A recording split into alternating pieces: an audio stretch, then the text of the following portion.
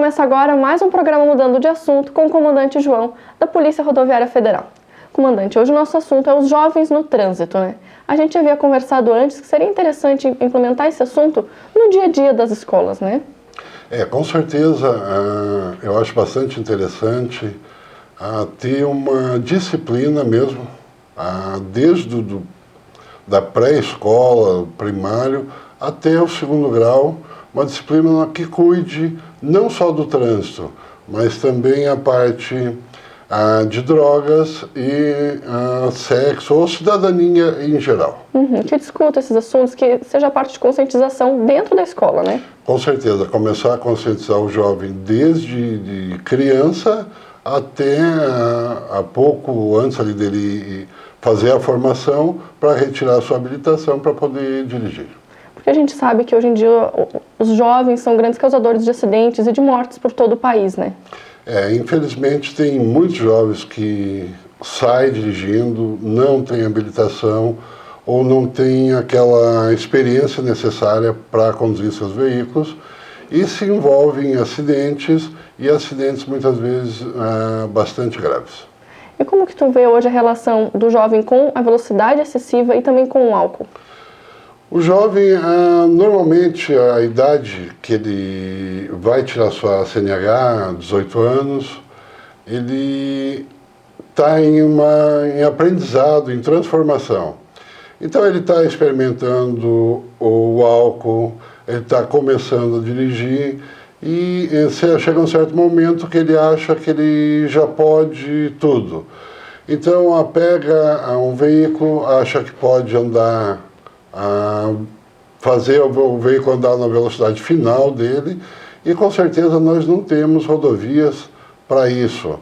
As nossas rodovias são bastante antigas e tem que obedecer o limite de velocidade porque senão mais cedo ou mais tarde vai ou se acidentar ou provocar um acidente. E a Polícia Rodoviária Federal tem alguma estatística de número de jovens que por esses fatores já causaram acidentes?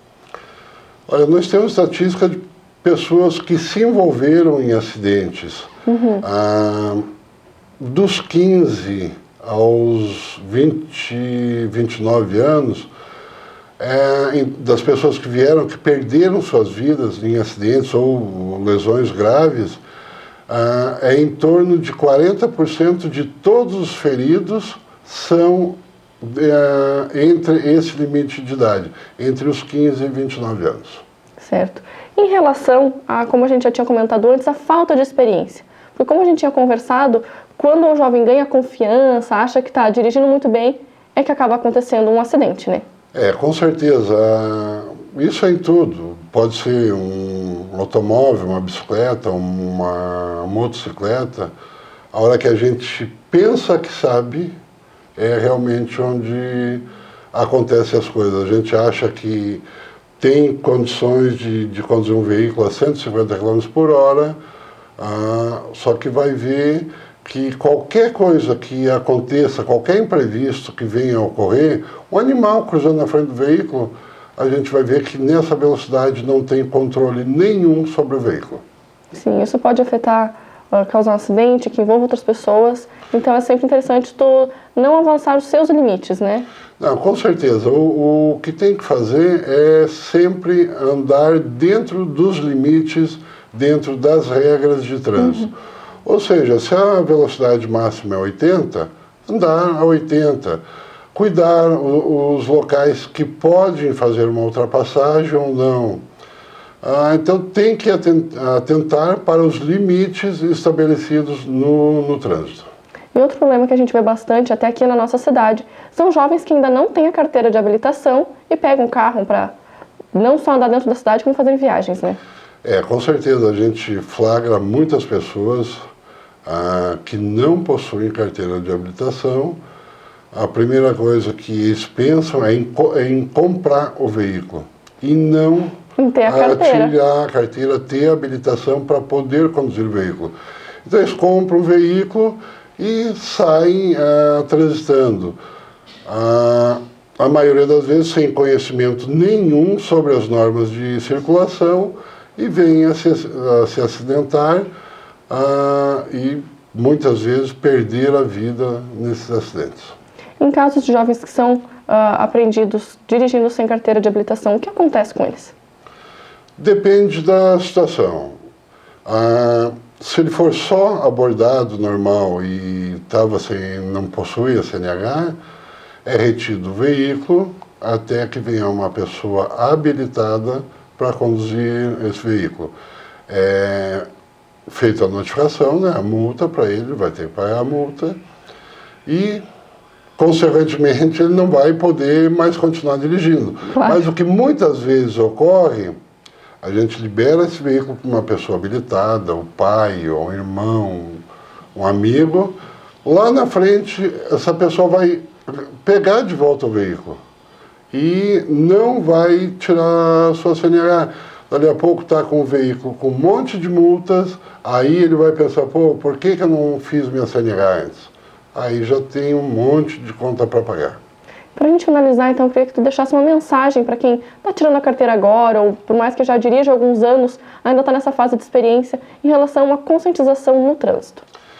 Todo condutor ele deve pensar o seguinte, hoje ele está conduzindo, amanhã ele está andando a pé numa cidade, numa rua, ele pode estar com sua bicicleta passeando. Então, ver os dois lados da situação. Hoje, estou com meu veículo, não, vou passar numa poça d'água, jogar água no outro lado. Só de sacanagem, coisa parecida. Mas amanhã, quem vai estar lá caminhando é ele mesmo. Então, sempre pensar nos dois lados da situação. Quando ele está conduzindo o seu veículo e quando ele é pedestre. Sempre pensar na proteção, principalmente do pedestre, que é a parte mais fraca. As nossas cidades, muitas vezes a gente quer parar numa faixa de pedestre e não consegue, porque o veículo atrás vem muito colado e se você frear, vai ocorrer um acidente.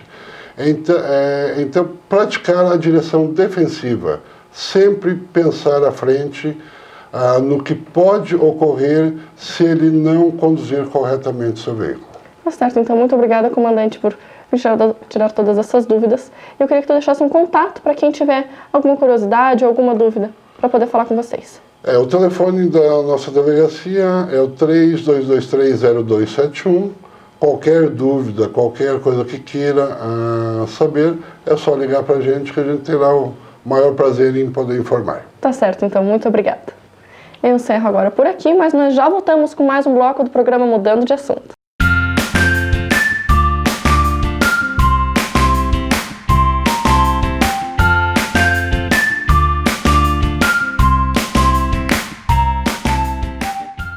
Estou mais uma vez aqui no Pet Center Lages com a doutora Cristine e o nosso tema de hoje é vacinas. Doutora, acho que é importante a gente começar falando sobre a importância de estar sempre com as vacinas em dia, né? Sim, as vacinas, elas são importantes porque ajudam a prevenir as doenças, né? Muitas delas, às vezes, são fatais, né? Ou elas deixam sequelas graves nos animais e por isso que é muito importante a vacinação, um controle até rígido dessas vacinas. Porque nós aqui ainda onde a gente vive, a gente ainda tem muitos vírus circulantes. Então, mesmo os animais, assim, já com mais idade, eles tendo contato, se eles não estão vacinados, não estão protegidos, se eles tiverem contato com alguma secreção de algum outro animal doente, eles podem contrair a doença. Mesmo que eles fiquem só dentro de casa, mas uma hora ou outra ele sai para dar um passeio, né? Então ele pode contrair. Então é muito importante que as vacinas estejam sempre em dia, né? Dentro do que o médico veterinário orienta, né? São pequenos cuidados que realmente garantem o bem-estar do animal, né? Em relação, então, às vacinas, quais seriam os primeiros cuidados com o filhotinho, tanto o gato quanto o cachorro? Bom, o cachorro, ele vem pro consultório, né? Geralmente com 30, 45 dias. A primeira dose de vacina que é feita é com 45 dias nos cachorrinhos. E nos gatos a gente preconiza com 60 dias. Só se o animal que vem de algum gatinho, né, algum outro lugar que tenha sua orientação veterinária que seja feito antes, da mesma forma o cachorro. Mas assim como o protocolo de vacinação se inicia nos cães com 45 dias e os gatos com 60 dias. Sem esquecer que além das vacinas, a gente tem que dar o vermífugo, né, para esses animais. Então, para os cãezinhos e gatinhos, se conseguir dar já com 20 dias, seria o ideal. Que daí, junto com a primeira dose da vacina, se vermifuga eles pela segunda vez. É importante falar também que tem algumas vacinas que têm que ser dadas mais de uma vez, principalmente quando ele é filhote, né? O gato é feito com 60 dias a primeira dose e com 90 a segunda dose. E depois, com 6 meses, se faz a vacina da raiva deles. Nos cães, a gente faz a primeira dose com 45 dias, depois a gente refaz os reforços. Daí depende muito de como o médico veterinário vai orientar. Em alguns animais a gente faz 3 doses, uma por mês, e em outros animais que são mais suscetíveis a doenças, que às vezes estão em ambientes que já tiveram doenças, né, a gente aproxima essa vacina para 21 dias, daí a gente faz 4 doses de vacina. Então realmente depende do ambiente onde o animal está. Isso, por isso que é necessário que venham ao médico veterinário para que a gente faça uma boa entrevista para ver como é que estão esses animais, em que ambiente eles estão, se já tiveram doenças lá com outros animais que adoeceram, às vezes até morreram, para a gente poder orientar da melhor forma esse esquema de vacinação inicial. Mesmo depois de filhotes, eles também precisam de um cuidado anual, né? Quais são as vacinas que a gente tem que dar todo ano para os animais? Bom, essa de reforço que a gente faz quando eles são filhotes, né? A gente faz a vacina da raiva quando eles são filhotes com 6 meses de idade e depois a gente entra no esquema de vacinação depois de adulto, uma vez por ano. Além da vacina da raiva e a V10, que são para 10 tipos de doença, nós temos a vacina para giardia e a vacina para gripe, tá? Que também são feitas anuais. Tanto a da giardia quanto a da gripe, elas, quando são filhotes, a gente faz também 2 doses dentro do protocolo de vacinação de cada veterinário. E a da giardia é a mesma coisa. E depois, anualmente, a gente faz, então, daí as 4 tipos de vacina, né? A giardia, a da gripe, a V10, que é uma vacina muito importante, e a da raiva, né? A vacina da V10, ela abrange vários tipos de doenças, né? Que são doenças bem importantes, que é a sinomose, né, que todo mundo já conhece, que é uma doença que geralmente ela é fatal, né? Tem no filhote a parvovirose, que é aquela que causa diarreia com sangue, né, que às vezes a gente consegue curar, às vezes, né, dependendo muito de como está esse animal pra gente. E depois temos a leptospirose, que é uma doença que é transmitida geralmente pelo urina do rato. Agora com as nossas cheias que nós tivemos, né, se torna mais perigoso ainda. Mais perigoso ainda. Então, se nossos animais que tiveram contato com a água estão vacinados, a gente já fica um pouco mais tranquilo, né? Então, por isso que é muito importante a vacinação, mesmo no animal adulto. Até porque eu acho que o nosso clima favorece muitas doenças, né?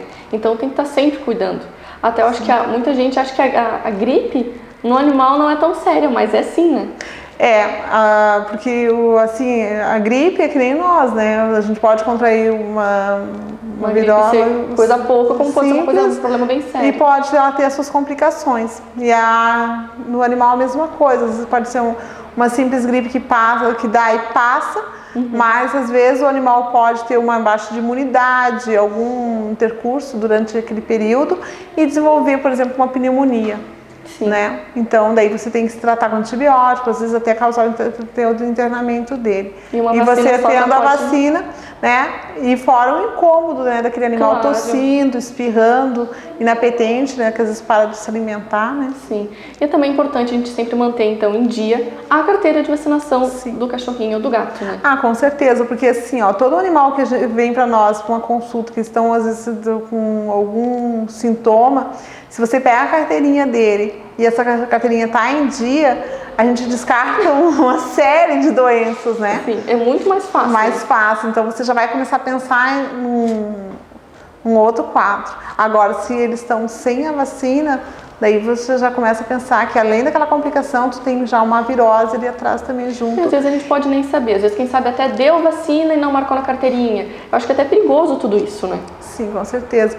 Principalmente assim a vacina da raiva, né? Porque se o animal, por exemplo, morder alguém, né, até a vigilância sanitária ela vai pedir a carteirinha de vacinação da raiva. Senão, daí esse cachorro vai ter que ficar sob observação durante um certo período, né? E a pessoa que foi agredida, às vezes tem até que tomar uma série de providências de outras vacinas para não ter perigo de contrair, né, uma doença desse animal. É aquilo que a gente falou antes, são pequenos detalhes, pequenas coisas que a gente pode fazer que são simples, que podem garantir que a gente se incomode muito depois, né? Com certeza. E todas essas vacinas tu faz aqui no consultório, né? Fazemos, todas elas, tanto a do filhote, né, quanto dos animais adultos. A gente tem todas as vacinas, são todas vacinas importadas, né? Né, que a gente tem assim um respaldo do laboratório frente a qualquer problema que tenha sobre essas vacinas, né? É um produto biológico, né? Claro. Então a gente usa vacinas de primeira linha, de qualidade, importada, né? Para que a gente possa dar uma qualidade do nosso serviço para essas pessoas que nos procuram. Tá certo, então, mas então por hoje é isso. Não se esqueça que quem tiver alguma dica de matéria que quer ver aqui, ou alguma dúvida também, pode estar enviando pra gente, que a gente responde aqui no programa, né, doutora? Com certeza. Eu encerro esse bloco por aqui, nós já voltamos.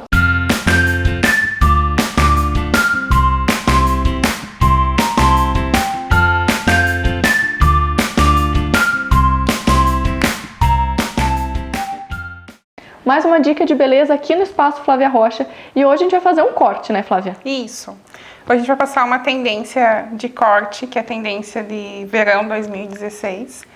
Ele é um corte é um Chanel mais longo, com base reta, com um pouquinho de defilado numa camada de cima, mas a tendência dele é um Chanel reto. Certo. E com franja, porque as franjas agora tá voltando com tudo pro verão 2016. E esse tipo de corte combina com que pessoa? Com que tipo de rosto? Como que funciona?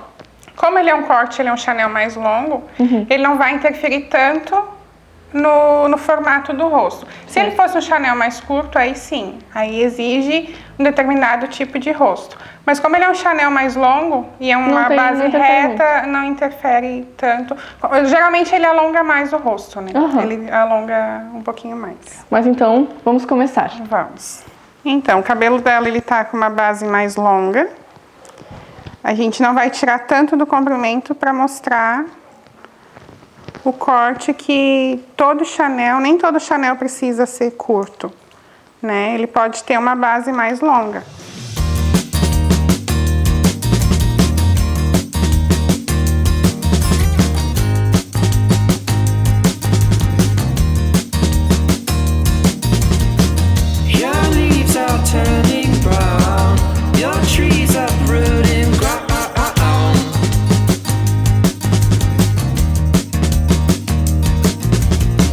You're tied up where you are, don't know which way to fall.